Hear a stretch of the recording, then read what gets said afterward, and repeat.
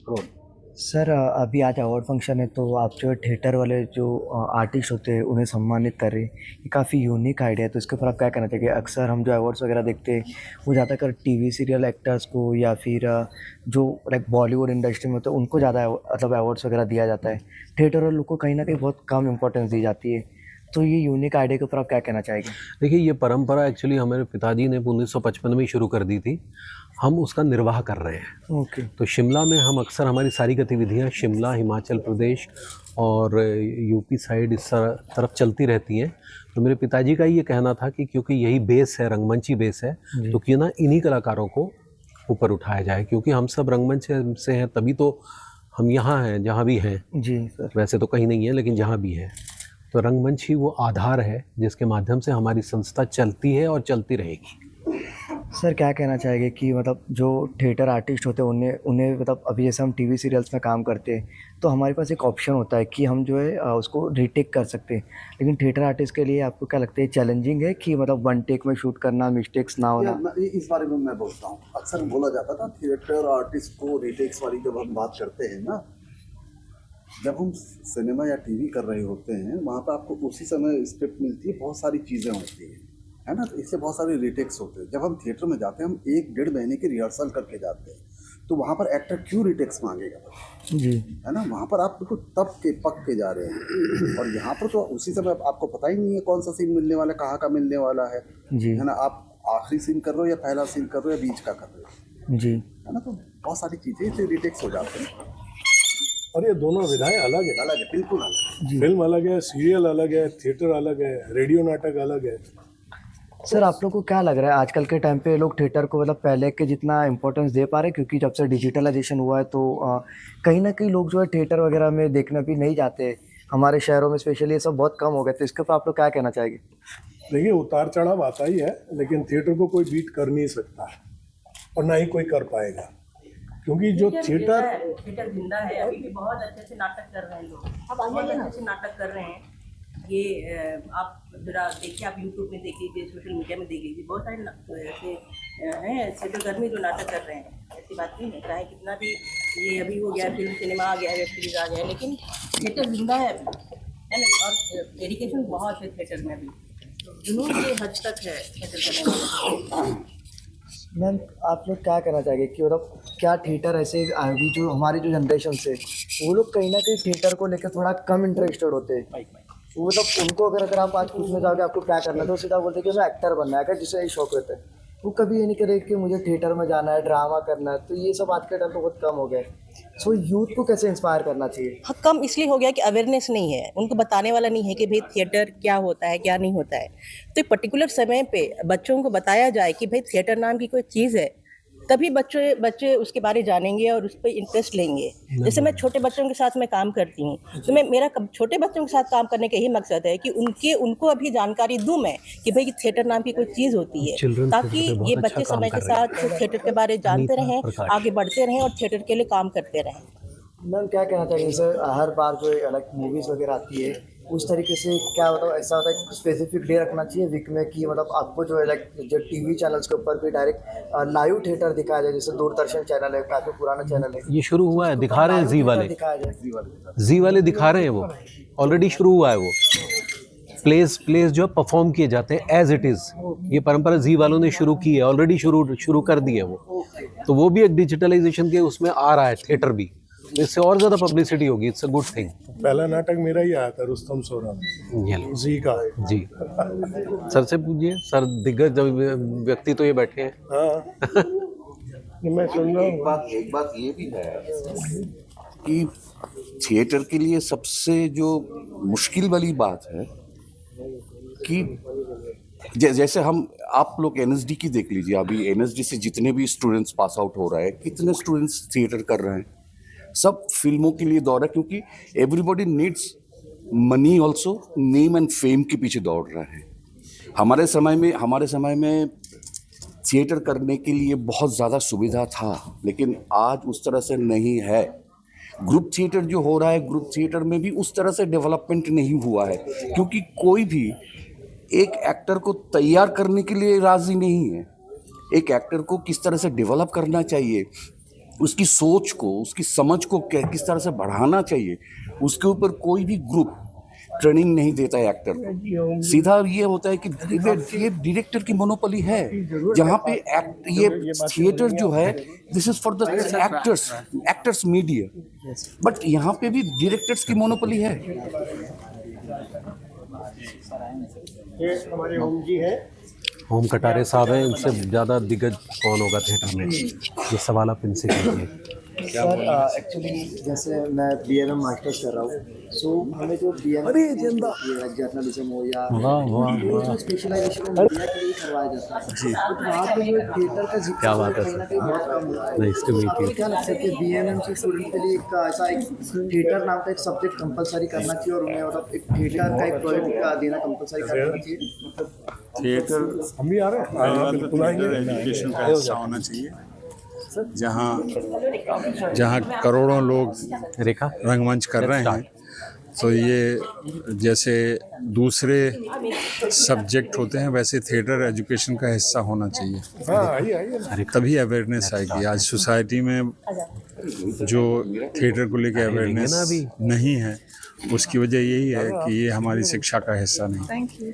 अभी यहाँ से बैठे हुए फोटो लो साथ में। जिस दिन ये शिक्षा का हिस्सा हो एक साथ जाएगा, काम किया है भाई, सीनियर मतलब की कोई बात ही नहीं रेगुलर शिक्षा का हिस्सा, वो नहीं कि कहीं एक्टिंग स्कूल खुले हुए हैं, नेशनल स्कूल ऑफ ड्रामा है या और भी चंडीगढ़ में है, बट जिस तरह बचपन से 10th पे पहुँचते बच्चा डिसाइड करता है, माँ बाप मेरे decide पिछले में मेरा करते हैं कि जो maths पहला लेना है, पहला physics लेना शो है, था उसमें यही मेकअप करता था होना मेरा। चाहिए, उनको सजा ताकि मैंने वो उसी वक्त से थिएटर अगर करना चाहे तो करे।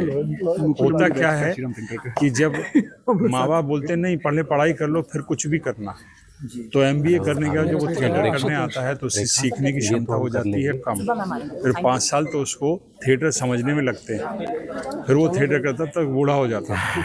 तो अगर स्टूडेंट लाइफ से ही वो थिएटर पढ़ना शुरू करे तो एक तो वो जब काम करने आएगा तो ब्लैंक नहीं होगा, उसको 10-20 राइटरों के नाम पता होंगे, अच्छे नाटक पढ़े होंगे उसने। तो ये जो है जब तक ये सब चीज़ें नहीं होंगी, तो अभी तो ऐसा है कि ऑडियंस ये पूछती है कई बार हमसे ही कि जबकि मैं 45 साल से थिएटर कर रहा हूँ, कुलदीप जी को मुझसे भी ज़्यादा साल हो गए, कि थिएटर तो समझिए लेकिन आप काम क्या करते हैं?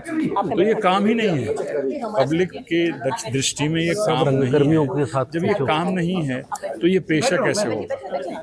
एक फोटो पूरी ले लो हमारी। इससे अगर आप जीविका चलाना चाहते हैं तो पहले तो इसको काम समझना पड़ेगा कि ये भी एक काम है, ये मुख्य कामों की तरह ये एक काम है। इसलिए theatre should be a part of education. Her her school में, कॉलेज में CA सिर्फ आपको थिएटर करना नहीं सिखाएगा, बल्कि एक आम इंसान की पर्सनालिटी डेवलप होती है, 4 लोगों के सामने खड़े होकर बात करना उसको तमीज़ आता है ना, एक डिसिप्लिन होता है जो उसको फॉलो करना होता है। तो ये सब चीज़ें तभी हो सकती हैं जब शिक्षा का हिस्सा थिएटर हो जाए और गंभीर रूप से हो जाए, ट्रैफिक बहुत है ना, उसको गंभीरता से लो। यार दिमाग खराब हो गया सर। जी बॉलीवुड में बात करें तो कैसा होता है कि बहुत सारे स्टार्स को जानते रहते हैं, लेकिन आज भी हमारे कई पॉपुलर थिएटर आर्टिस्ट होते हैं लेकिन हम उन्हें पहचानते नहीं, क्योंकि हमें उनके बारे में पता ही नहीं है। तो इसके लिए उसके बारे में पता नहीं है, ये तो देखिए, ये तो जो दर्शक हैं उनकी सोच है, ये मेरी बट ऐसा नहीं है कि लोगों को पता नहीं है। आज पृथ्वी थिएटर पर हजारों ऑडियंस जो आ रही है, यही तो है वो डाटा- हमको कैसे डाटा जानते हैं, इनको कैसे जानते हैं, एक मिनट समझे ना।